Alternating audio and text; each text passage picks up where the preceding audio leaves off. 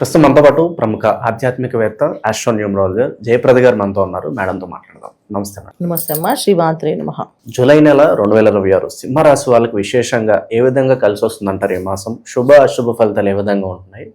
ఎటువంటి జాగ్రత్తలు తీసుకుంటే బాగుంటుందంటారు? సింహరాశి వాళ్ళకి ఈ మాసంలో అధికమైన ఫలితాలు కనిపిస్తాయి. ఎందుకంటే 6 గ్రహాలు యోగిస్తున్నాయి వీళ్ళకి. అందువల్ల ఏంటంటే ఏ వర్క్ అయినా వీళ్ళు అనుకున్నట్టుగా సాధించే అవకాశం ఖచ్చితంగా ఉంది వీళ్ళకి ఈ మాసంలో. ఎందుకంటే కుజుడు చతుర్థ స్థానంతో అంటే దశమ స్థానంలో వీళ్ళకి ఉన్నప్పటికీ కూడా ఆయన 4వ దృష్టితో చూస్తున్నారు కనుక పట్టుదల బాగా పెరుగుతుంది, పంతం బాగా పెరుగుతుంది, మొండితనం బాగా పెరుగుతుంది, సాధించాలనే తత్వం బాగా పెరుగుతుంది.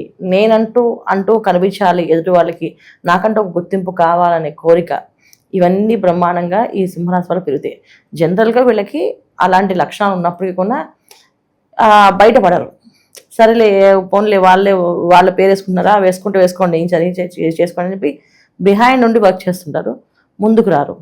కానీ ఈ మాసంలో వీళ్ళకి తనే ముందుకు రావాలి, లేకపోతే నన్ను ఇలా తోసేస్తారు వెనక్కి అనే తత్వాన్ని కుజుడు తీసుకొచ్చిస్తాడు. ఆ ఒక్క లాభం వీళ్ళకి ఏంటంటే బాగా అదృష్టయోగం.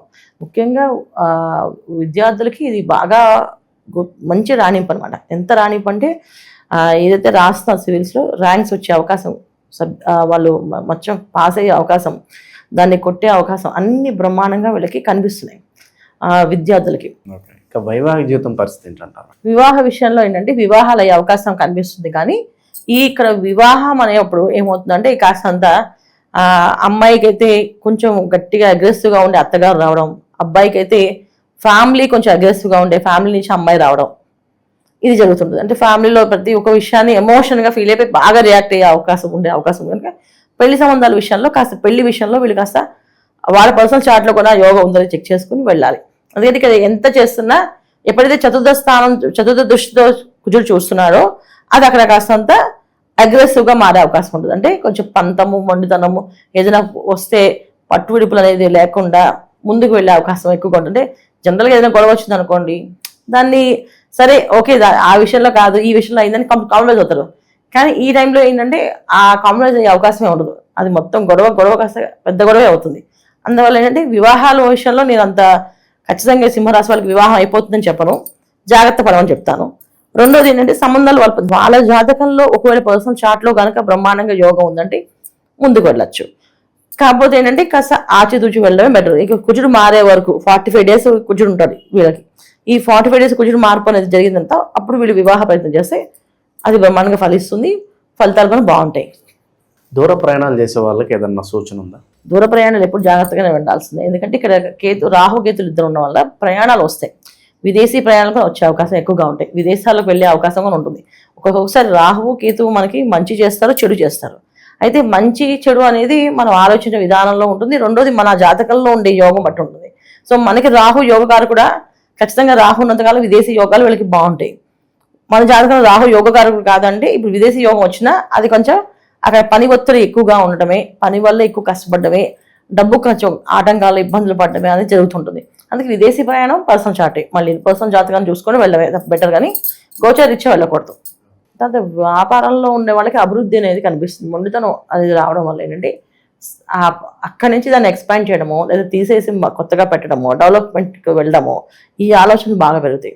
కన్స్ట్రక్షన్స్ కంపెనీలో ఉన్న వాళ్ళకి కన్స్ట్రక్షన్స్ చేయాలనే కోరిక పుట్టడం, ఈ బిల్డ్ చేయడం, వీళ్ళు ఓన్గా కంపెనీ పెట్టి నేనే చేయాలి, ఒకళ్ళ ఎన్నాళ్ళు పని చేస్తాను నేను ఇలాగా లేదు, నాకు ఈ ఎక్స్పీరియన్స్ ఉంది కనుక ఈ ఎక్స్పీరియన్స్ నేను ప్రొఫెషనల్గా నేను చేసుకుంటాను, నేను సొంతంగానే పెట్టుకుంటాను అనే తత్వాన్ని తీసుకొస్తుంది. ఒక మొండి పట్టుదల తీసుకొచ్చి ఆ పట్టుదలతో వాళ్ళు ముందుకెళ్ళే అవకాశం సింహరాశి వాళ్ళకి ఈ మాసంలో అధికంగా కనిపిస్తుంది. ఎందుకంటే ఒకటి వీళ్ళకి కుజుడు యొక్క ఇంపాక్ట్, రెండు వ్యయ స్థానంలో గురువు ఉండడం వల్ల ఏంటంటే ఏ విషయమైనా చేయాలి అంటే అది కంఫర్ట్ జోన్లోనే తీసుకెళ్తుంది. శుభగ్రహమే కదా, పాపగ్రహాలు పాపస్థానంలో ఉన్నప్పుడు పాప ఫలితాలు ఇస్తుంటాయి. అదేంటంటే స్టార్టింగ్ బ్రహ్మాండంగా కనిపిస్తాయి, కానీ తర్వాత మనం చేసేది అంతా తప్పని తెలిసి అది మన శిక్ష పడుతుంది.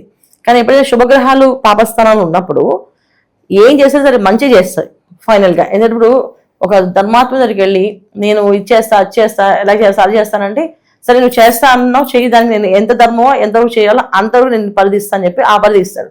అంతేకాని మొత్తాన్ని ఆయన ఫ్రీగా వదిలేడు. అలా వెళ్ళి కాపలా అనేది గురువు వీళ్ళకి బ్రహ్మాండంగా ఆయన పట్టుకుని ఉంటారు. సో దానివల్ల ఏంటంటే ఏ విషయమైనా నిదానంగా ఆలోచించి తీసుకోవాలనే నిర్ణయాల్లో వేస్తాను గురువు. దీనివల్ల వీళ్ళకి యోగం బాగుంది. రెండోది ఏంటంటే శుక్రుడు ఈ రాశిలో ఉండడం వల్ల కొంతవరకు వాళ్ళకి ఏది కోల్పోయాం అనేది తెలుస్తుంది. ఇప్పుడు దాకా నేను కోల్పోయింది ఏంటి అనేది తెలిసి దాన్ని తెచ్చుకోవాలి, గెలుచుకోవాలనే అనే పట్టుదల పెరుగుతుంటుంది.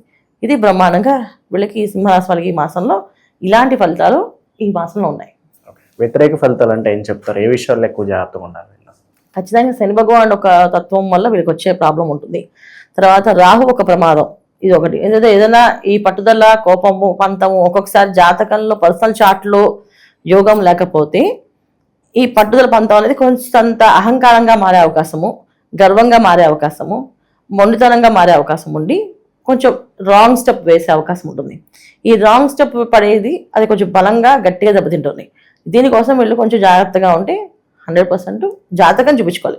అంటే ఏదైనా పెద్ద స్టెప్ వేస్తే ఒక స్టూడెంట్స్, ఒక విద్యార్థులు వేస్తే మహా అయితే ఎడ్యుకేషన్లో కాస్తంత ఇబ్బంది పడి పడుతుంది. కానీ అది యూపీఎస్సీ ఎగ్జామ్ ఒకసారి మిస్ అయిందంటే మళ్ళీ వాళ్ళకి రావాలి, టైం పడుతుంది కదా, ఇంతవరకు కష్టపడి స్ట్రెస్ ఫీల్ అవ్వాలి కదా.